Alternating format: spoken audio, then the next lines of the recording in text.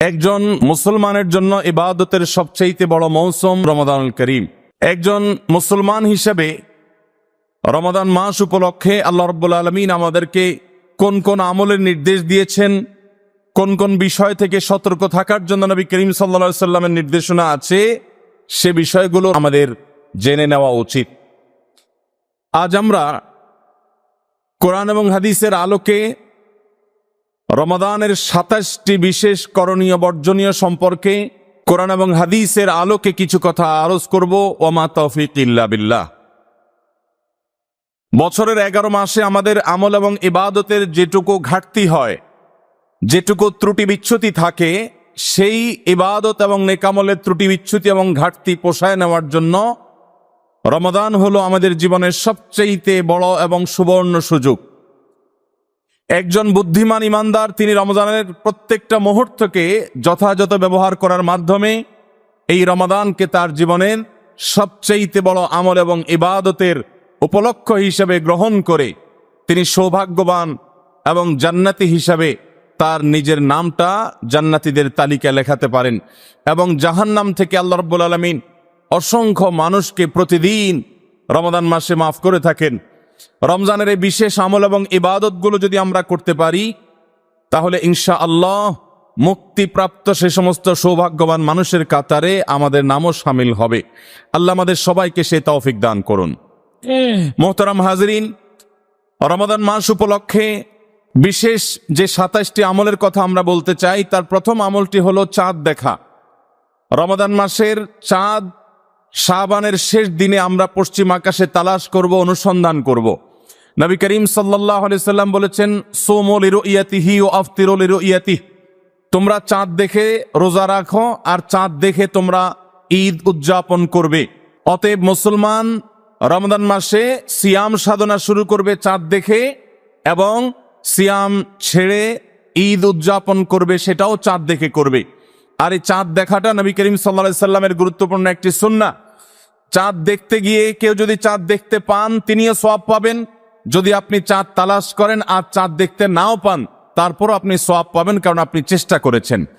চাঁদ দেখার একটি দোয়া নবী সাল্লাল্লাহু আলাইহি সাল্লাম আমাদেরকে শিক্ষা দিয়েছেন, আর সেটা হলো আল্লাহুম্মা আহিল্লাহু আলাইনা বিল ইয়ুমনি ওয়াল ঈমান ওয়াস সালামাতি ওয়াল ইসলাম রব্বি ওয়া রাব্বুকাল্লাহ।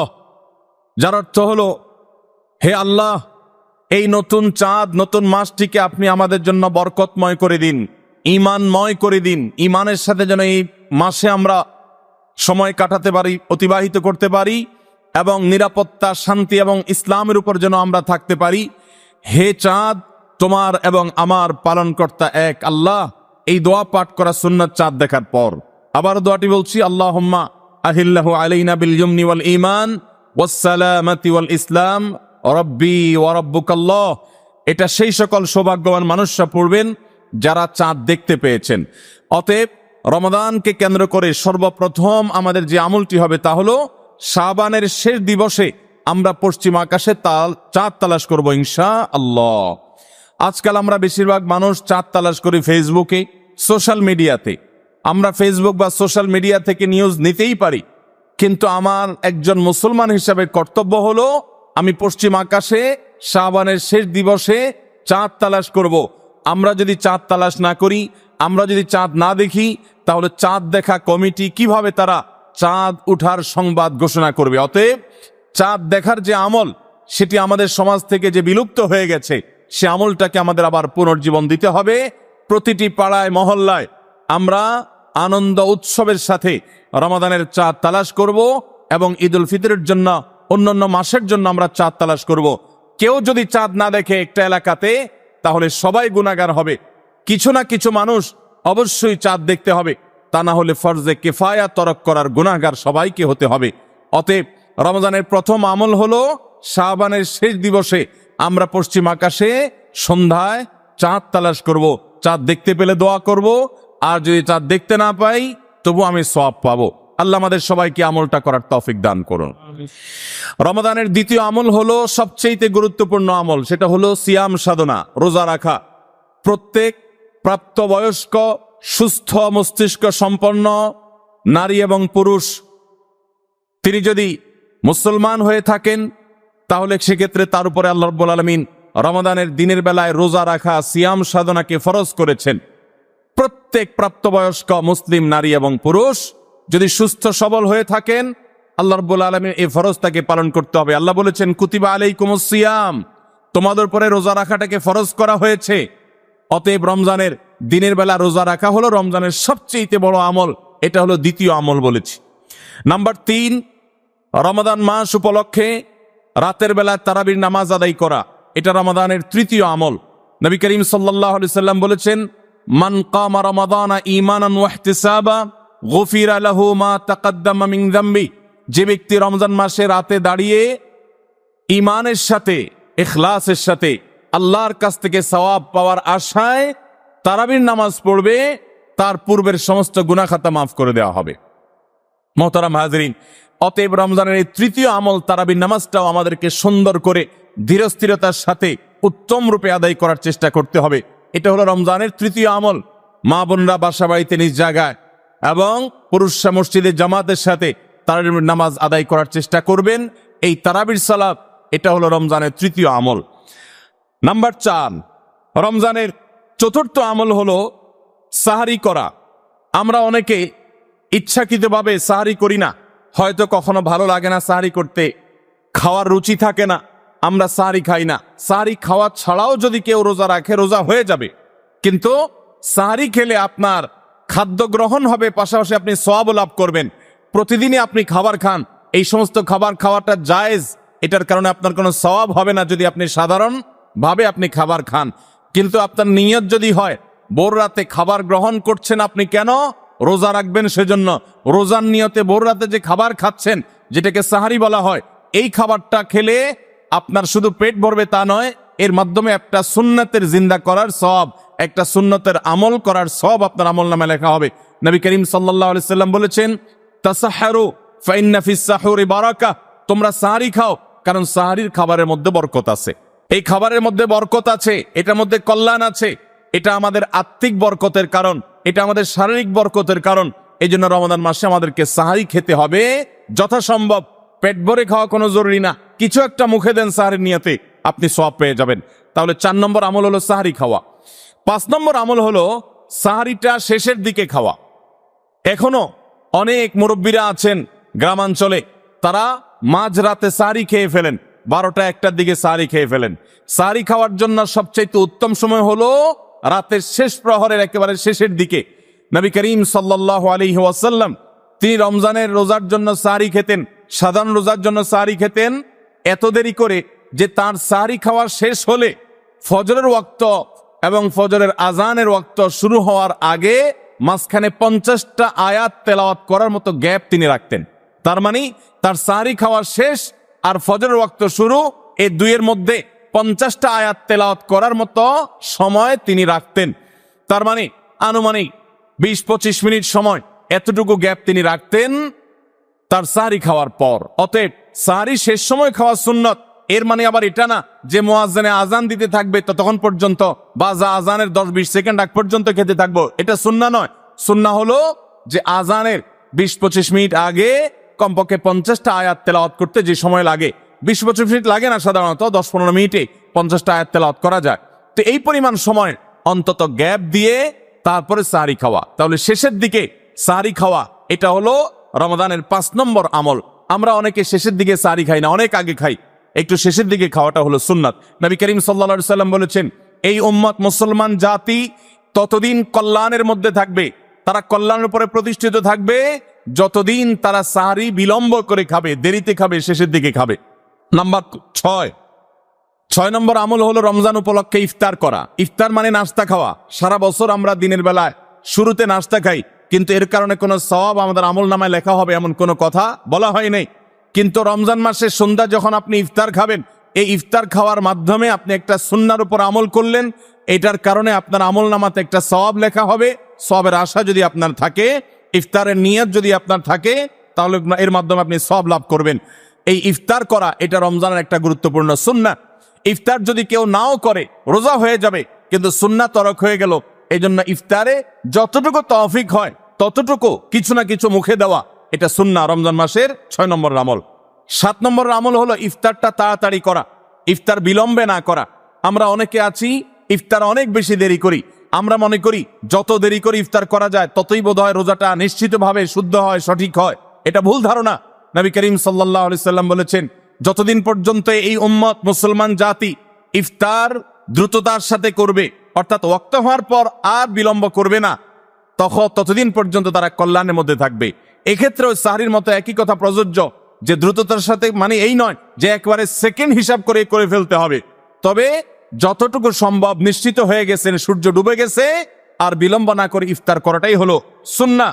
এবং এক্ষেত্রে আমরা অনেক অবহেলা করি, অনেক দেরি করে ইফতার করি, চতুর্দিকে অন্ধকার হয়ে যাওয়ার পরে ইফতার করে। সাধারণত শিয়ারা এবং অনেক বিভ্রান্তরা আহলে সুন্নাল জামাতের সকল ওলামায়ে কেরামের ওলামায়ে কেরামের ঐক্যবদ্ধ ফতোয়া হলো যে ইফতার তাড়াতাড়ি করা হলো সুন্নাহ। অতএব 7 নম্বরের রমজানের আমল হলো ইফতার তাড়াতাড়ি করা। 8 নম্বরের রমজানের আমল হলো ইফতারের দোয়া পড়া। ইফতারের দোয়াটা আমরা অনেকে জানিও না, আবার অনেকে জানলেও সেটা কখন পড়তে হয় সেটা জানি না।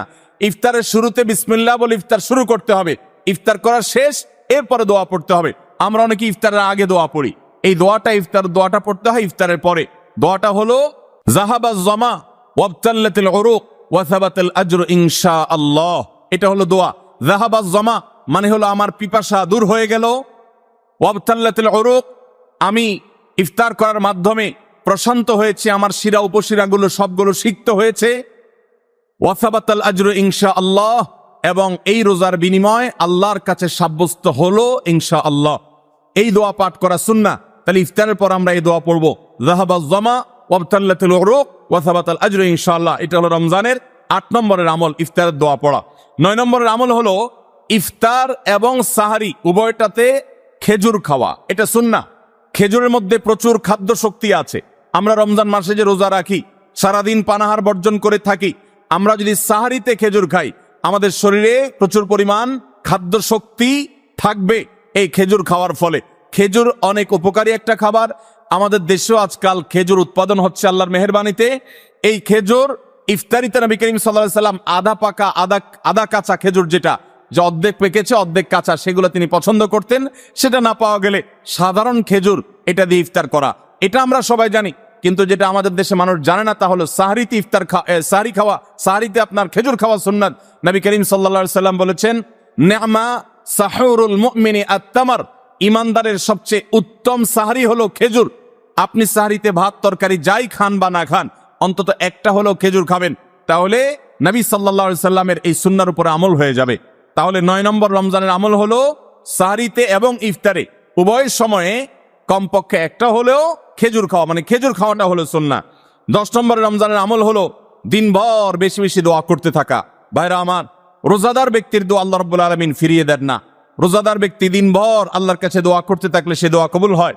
নবী করিম সাল্লাল্লাহু আলাইহি সাল্লাম বলেছেন যে কয়েক ব্যক্তির দোয়া ফেরত দেওয়া হয় না, এর ভিতরে একজন হলেন আস-সাইমু হাত্তা ইফতির, রোজাদার ব্যক্তি ইফতার করা পর্যন্ত তার দোয়া কবুল হতে থাকে। আপনি রোজাদার অবস্থায় দোকানে কাজ করছেন, খেতে খামারে কাজ করছেন, আপনি ব্যবসা প্রতিষ্ঠানে কাজ করছেন, আপনি রাস্তায় হাঁটাচলা করছেন, মা বোনরা বাসা বাড়িতে গৃহস্থলী কাজকর্ম করছেন, এই কাজের ফাঁকে ফাঁকে ওযু নাই, অসুবিধা নেই, এই অবস্থায় আপনি দোয়া করতে থাকেন, রোজাদার অবস্থায় দোয়া কবুল হয়। সারাদিন আপনি মনে মনে আপনার চাওয়াগুলো আল্লাহর কাছে নিবেদন করেন, আল্লাহর সাথে আপনি কথা বলতে থাকেন, কারণ দোয়া কবুলের একটা মোক্ষম সময় হলো রমজান মাসে এই রোজা অবস্থায়। বিশেষ করে ইফতারের আগ মুহূর্তে দোয়া কবুল হয়, আমরা তখন অনেকে ইফতার নিয়ে ব্যস্ত হয়ে পড়ি। তাহলে আমরা 10 নম্বর আমল জানলাম রমজান মাসের, সেটা হলো বেশি বেশি আল্লাহর কাছে দোয়া করা, আল্লাহর কাছে মনের চাওয়াগুলো পেশ করা, দুনিয়ার চাওয়া আখিরাত চাওয়া। আল্লাহ আমাদেরকে তৌফিক দান করুন। 11 নম্বর রমজানের বিশেষ আমল হলো সকল প্রকার পাপাচার বর্জন করা। কারণ রমজানের রোজার উদ্দেশ্যই হলো আমরা যেন পাপাচার বর্জন করতে পারি।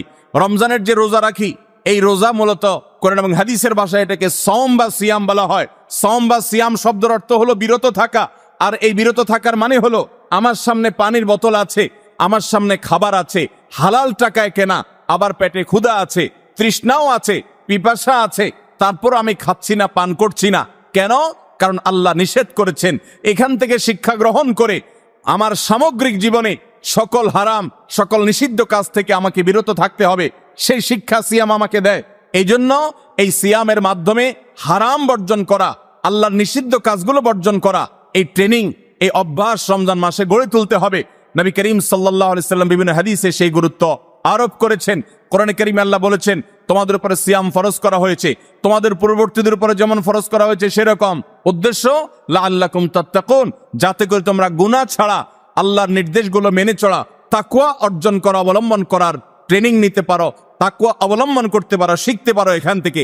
অতএব রমজানের 11 নম্বর বিশেষ গুরুত্বপূর্ণ আমল হলো সকল হারাম, সকল পাপাচারগুলো এই মাসে বিশেষভাবে বর্জন করে চলা। যদি সেটা কেউ না করে তাহলে তার এই রোজার কোনো অর্থ হতে পারে না। অতএব 11 নম্বর আমল পাপাচার বর্জন করে চলা। 12 নম্বর আমল হলো পাপাচারের মধ্যে আবার বিশেষ করে মিথ্যা কথা, মিথ্যা কাজ, প্রতারণা 2 নম্বরই, এগুলো পরিহার করে চলা। এগুলো অন্য সময় তো পরিহার করতেই হবে, রমজানে আরো বিশেষ গুরুত্বের সাথে পরিহার করতে হবে। বুখারীর হাদিসে আসছে, নবী করিম সাল্লাল্লাহু আলাইহি সাল্লাম বলেছেন, মাল্লাম ইয়াদা কাওলাজ জুরি ওয়াল আমাল বিহি ফালাইসা লিল্লাহি হাজা আন ইয়াদা তাআমাহু ওয়া শারাবা। যে ব্যক্তি মিথ্যা কথা, মিথ্যা কাজ এগুলো ছাড়লো না, সেই ব্যক্তির উপবাস থাকায় আল্লাহর কোনো ঠেকা পড়ে নাই। অর্থাৎ তার এই রোজা থাকাটা উপোস থাকা ছাড়া কিছুই নয়, আর তার এই উপোস থাকায় আল্লাহর কোনো প্রয়োজন পড়ে নাই।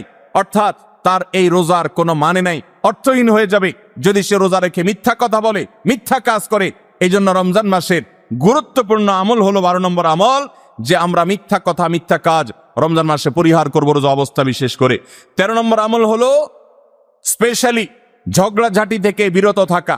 নবী করিম সাল্লাল্লাহু আলাইহি সাল্লাম বলেছেন, কোন রোজাদারের সাথে কেউ যদি কুতর্ক করতে আসে, ঝগড়া ফাসাদ করতে আসে, তাহলে সে বলবে ইন্নী সায়েম, আমি তোমার ঝগড়া, আমি তোমার গালিগালাজ, আমি তোমার বিতর্ক বৎসার জবাব দিতে পারছি না, কারণ আমি রোজাদার অবস্থায় আমি আমার মুখ নষ্ট করব না, সময় নষ্ট করব না। অতএব ফেসবুকের বাইরে, সোশ্যাল মিডিয়াতে অথবা অনলাইনে অফলাইনে যে কোনো জায়গায় আমরা রমজান মাসে বিশেষভাবে ঝগড়া ঝাঁটি, গন্ডগোল, ফাসাদ, তর্ক বিতর্ক, বৎসা এগুলো আমরা বর্জন করে চলবো, কারণ এটা রমজানের বিশেষ গুরুত্বপূর্ণ আমল যে এই মাসে আমি কোনো ঝগড়াঝাটি করব না। এটা হলো রমজানের 13 নম্বর বিশেষ আমল। 14 নম্বর বিশেষ আমল হলো সাধারণ যত আমল আছে, সাধারণ যত ভালো কাজ আছে, সেই ভালো কাজগুলো এই মাসে সবচেয়ে বেশি গুরুত্বের সাথে করা। কারণ আপনারা জানেন, নবী করিম সাল্লাল্লাহু আলাইহি সাল্লাম বলেছেন, রমজানের শুরুর দিকে আল্লাহর পক্ষ থেকে এক ফেরেশতা ঘোষণা দিতে থাকে, ইয়া বাগিয়াল খায়র আকবিল, তোমাদের মধ্যে কেউ কি কোনো কল্যাণের পথে চলতে চায়, এমন কোন মানুষ আছে যে কল্যাণকামী, যে ভালো কাজ করতে চায়, তাহলে সে যেন অগ্রসর হয়। কারণ ভালো কাজ করার মৌসুম এসেছে, সময় এসেছে, সুবর্ণ সুযোগ এসেছে। এটা আমল করার সময়, এটা নিজের আমল নামার শূন্য স্থানগুলো পূরণ করার সময়, এটা জান্নাতের পথে এগিয়ে যাওয়ার সময়। অতএব যত নেক আমল আছে, সেটা যেই ধরনেরই হোক না কেন, সকল ভালো কাজ সবচেয়ে বেশি করতে হবে এই রমজান মাসে। 5 ওয়াক্ত নামাজকে গুরুত্বের সাথে পড়তে হবে, অন্যান্য সমস্ত আমলগুলো করতে হবে, সাধারণ আমলগুলো বিশেষ গুরুত্বের সাথে করা। এটা হলো 14 নম্বর আমল রমজানের। 15 নম্বর আমল হলো খুব গুরুত্বের সাথে ইস্তেগফার করা, আল্লাহর কাছে গুনাহ মাফ চাওয়া। কারণ আপনারা জানেন, রমজান মাস এসেছে আমাদের গুনাহগুলোকে মাফ করাবার জন্য। রমজান মাস এসেছে আমাদেরকে জাহান্নাম থেকে মুক্তির পরোয়ানা পাইয়ে দেওয়ার জন্য। নবী করিম সাল্লাল্লাহু আলাইহি সাল্লাম বলেছেন, ওয়ালিল্লাহি উতাকা মিনান নার ওয়া যালিকা কুল্লু লাইলা। রমজানের প্রতি রাতে আল্লাহ তাআলা অসংখ্য অগণিত মানুষকে জাহান্নাম থেকে মুক্ত, অমুক জাহান্নাম থেকে মুক্ত, অমুককে জাহান্নাম থেকে মুক্ত ঘোষণা করা হলো। এই আল্লাহর ফরমানে এলাহি তিনি জারি করতে থাকেন, বহু মানুষকে আল্লাহ তাআলা মুক্ত ঘোষণা করেন। একজন ইমানদার বান্দা এই আল্লাহর তাআলার সাধারণ ক্ষমার অফার নেওয়ার জন্য তিনি চোখের পানি ফেলে দোয়া করবেন, তিনি বিভিন্ন সময় দোয়া করবেন, আল্লাহ রমজান মাস চলছে, এটা গুনাহ মাফ করানোর সময়, এটা গুনাহ মাফ করার সুবর্ণ সুযোগ, আপনি আমার গুনাহগুলো মাফ করে দিন, আমার ভুল ত্রুটি মাফ করে দিন, সারা বছর আমি অনেক পাপ করেছি, আল্লাহ আপনি আমাকে ক্ষমা করে দিন, আমার হিসেবে যত আমল নামাতে যত গুনাহ আছে সবগুলো আপনি ডিলিট করে দিন। আল্লাহর কাছে মাফ চাইতে হবে। নবী করিম সাল্লাল্লাহু আলাইহি সাল্লাম বলেছেন, জিবরিল এসে তার কাছে প্রস্তাব পেশ করেছেন আল্লাহর তরফ থেকে, বাউদামান আদরাকা রমাদান ওয়া লাম ইগফার লাহ, যে ব্যক্তি রমজান পেয়েছে অথচ তার গুনাহ মাফ হয় নাই, সে ধ্বংস হোক। নবী সাল্লাল্লাহু আলাইহি সাল্লাম আমিন বলেছেন। অতএব রমজান মাসে গুনাহ মাফ যদি আপনি করাতে না পারেন, তাহলে জিবরিলের বদদোয়া, নবী সাল্লাল্লাহু আলাইহি সাল্লামের বদদোয়া আপনার জন্য লাগবে। এই জন্য যেই কোনো মূল্যে রমজানের প্রতি রাতে প্রতিদিন চোখের পানি ফেলে একটু একটু করে হলে দোয়া করে আল্লাহর কাছে নিজের গুনাহগুলো মাফ করাইতে হবে। জাহান্নাম থেকে মুক্তির ঘোষণা আল্লাহর পক্ষ থেকে আদায় করে নিতে হবে। এর মাধ্যমে এটা হবে দোয়ার মাধ্যমে, রোনাজারির মাধ্যমে, কান্নাকাটির মাধ্যমে, চেষ্টার মাধ্যমে, আল্লাহর কাছে তওবা করার মাধ্যমে। আল্লাহ আমাদেরকে তৌফিক দান করুন। এটা হলো 15 নম্বর আমল। যে গুনাহগুলো মাফ করাবো, জাহান্নাম থেকে মুক্তির পরোয়ানা দেয়া হয়, সেটি আমার নামটা যেন সেই তালিকায় যায়, সে চেষ্টা আমরা করব প্রতিদিন।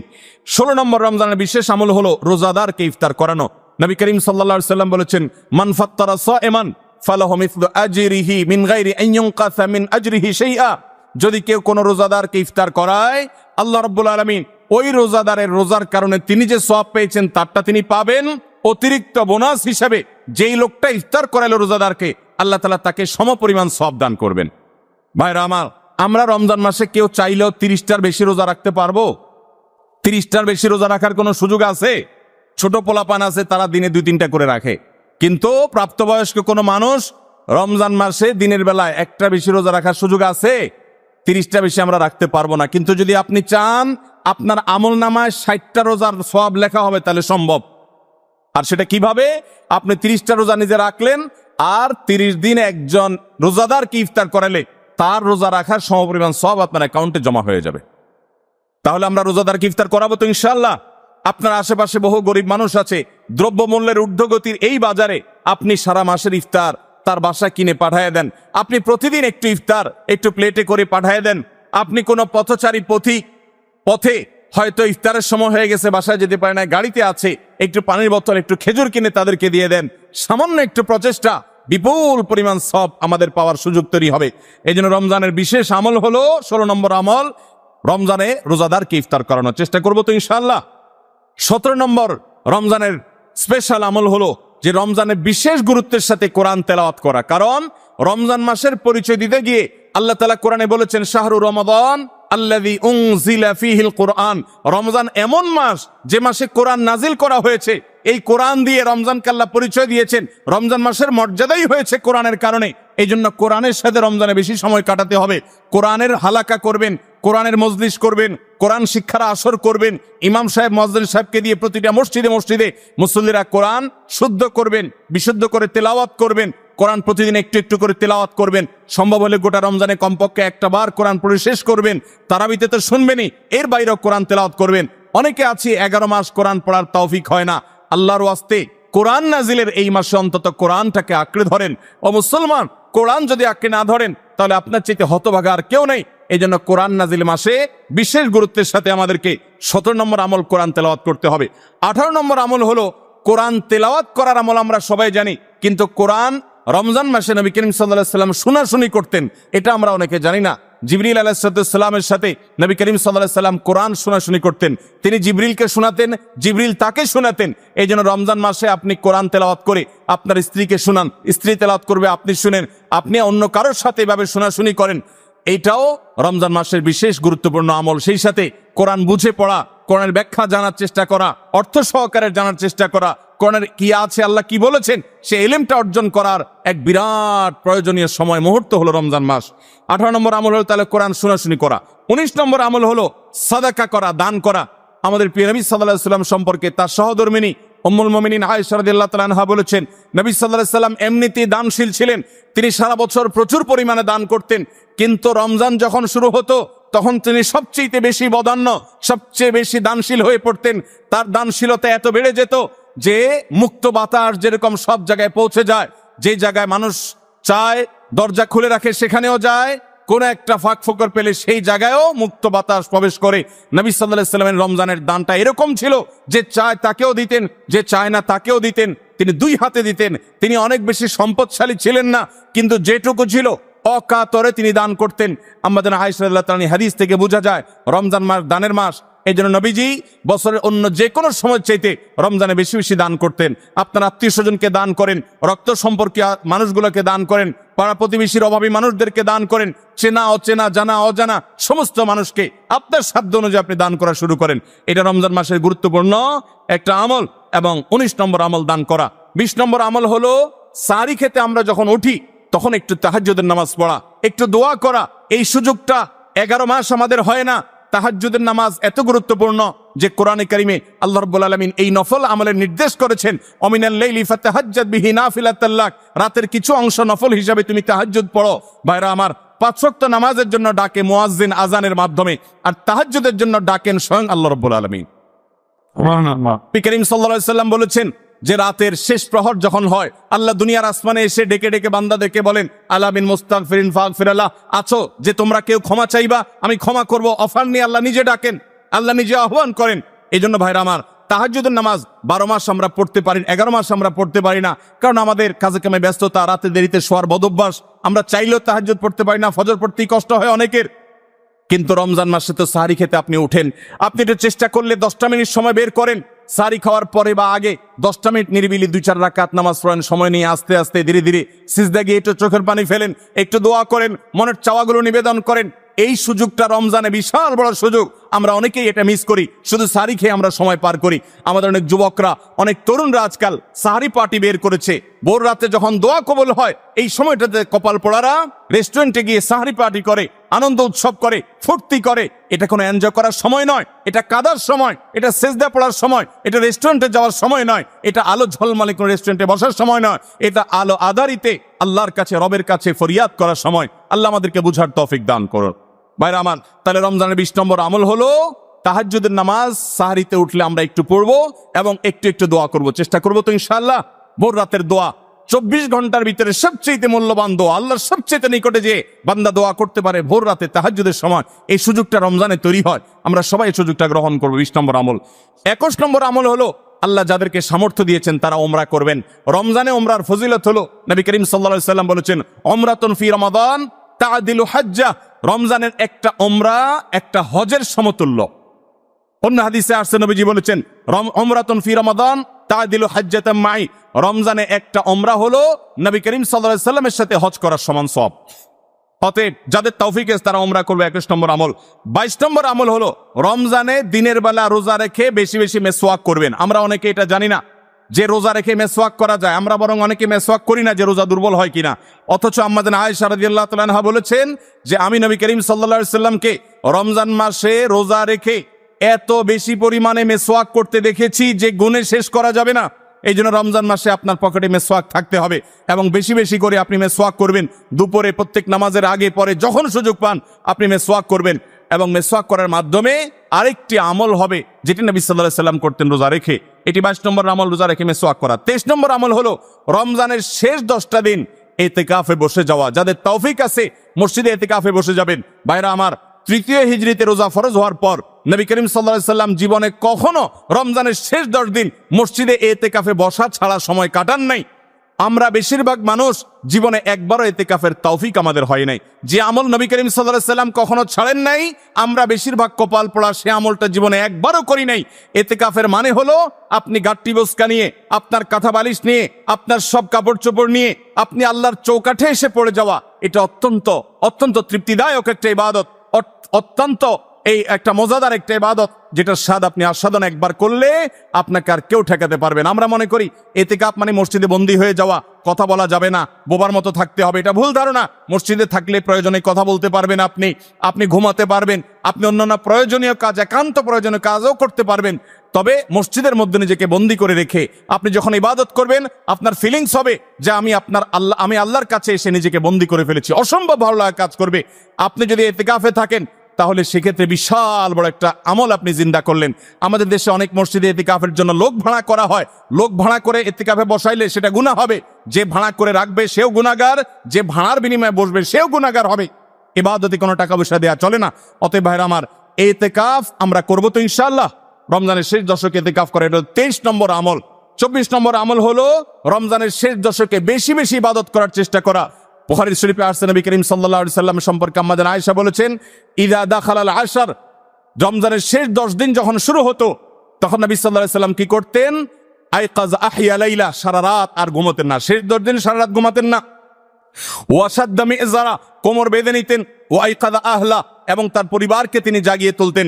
আরেক হাদিসে আসছে, নবী সাল্লাল্লাহু আলাইহি সাল্লাম বলেছেন, কারণ নবী সাল্লাল্লাহু আলাইহি ওয়াসাল্লাম ইযা দাখালাল আশর ইয়াজতাহিদু ফীহি মা লা ইয়াজতাহিদু ফী গায়রি।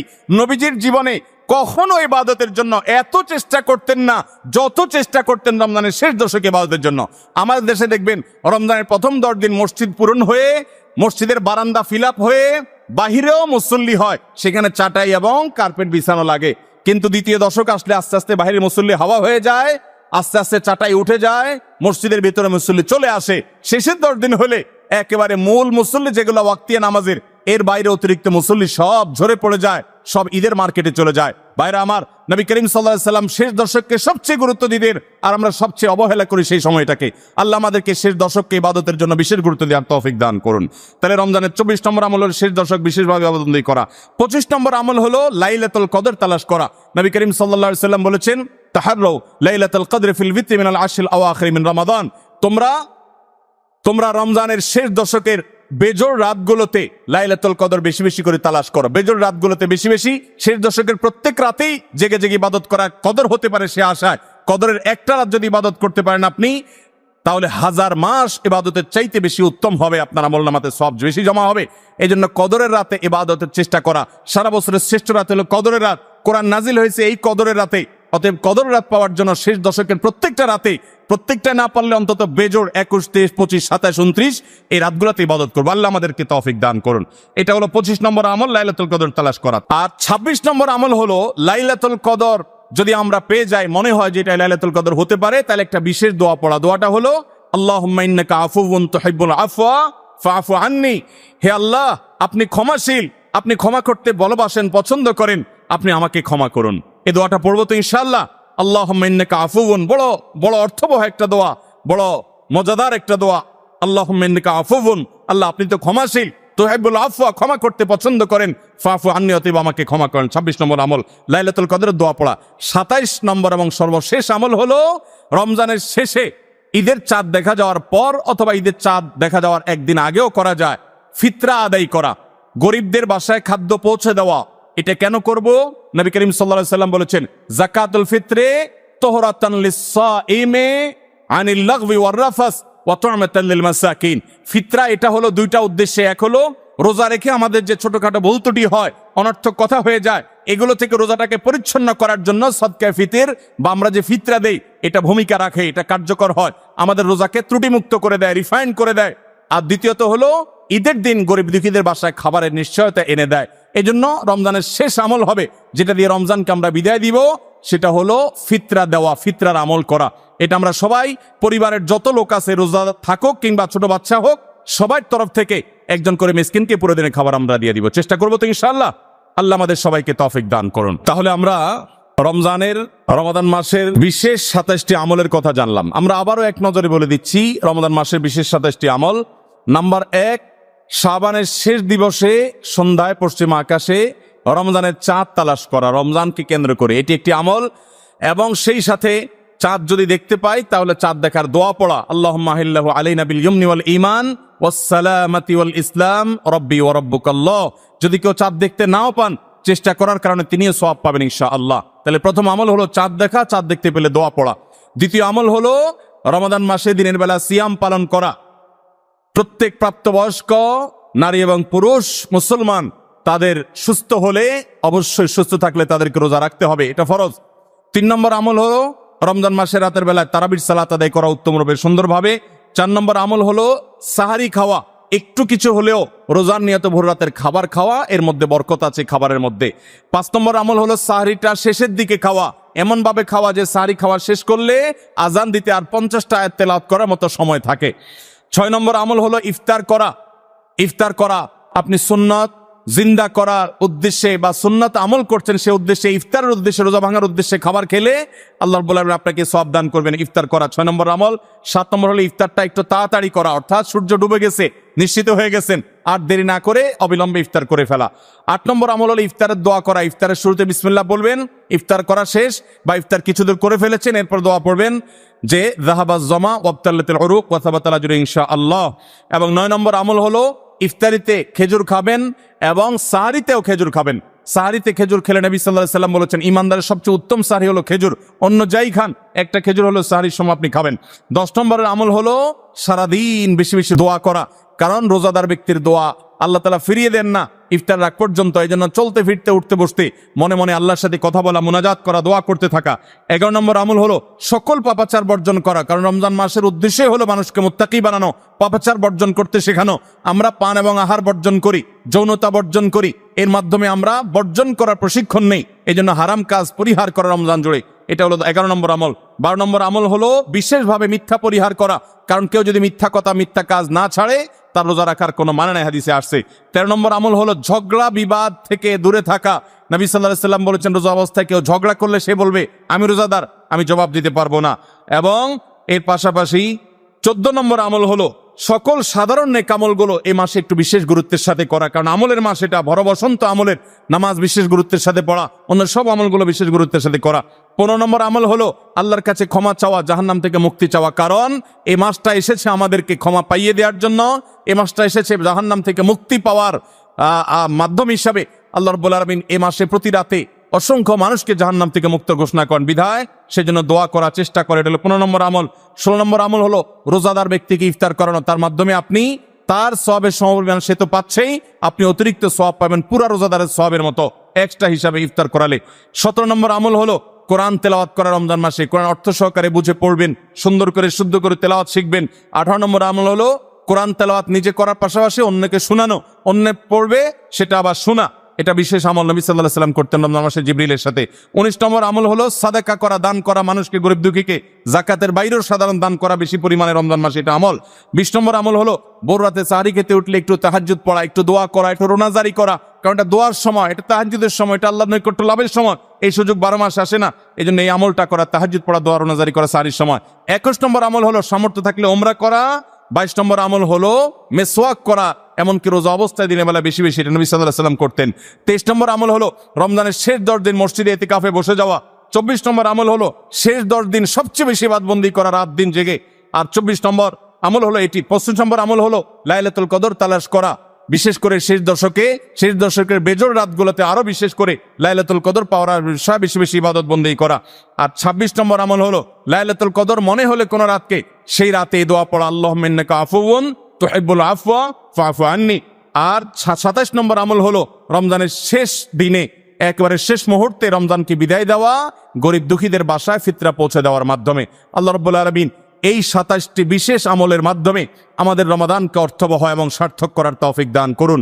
এই রমাদান যেন আমাদের জীবনের শ্রেষ্ঠ রমাদান হয়, এই রমাদান যেন আমাদের জীবনে অর্জনের রমজান হয়, এই রমাদান যেন আমাদের জীবনে ক্ষমা লাভের রমজান হয়, জাহান্নাম থেকে মুক্তির রমাদান হয়, আমাদের কল্যাণের রমাদান হয়। আল্লাহ তাআলা সেভাবে রমজানের প্রতিটা মুহূর্ত, প্রতিটা দিনকে কাটাবার তৌফিক আমাদের সবাইকে দান করুন। জাযাকুমুল্লাহু খায়রা ওয়া আখিরু দাওয়ানা আনিল হামদুলিল্লাহি রাব্বিল আলামিন।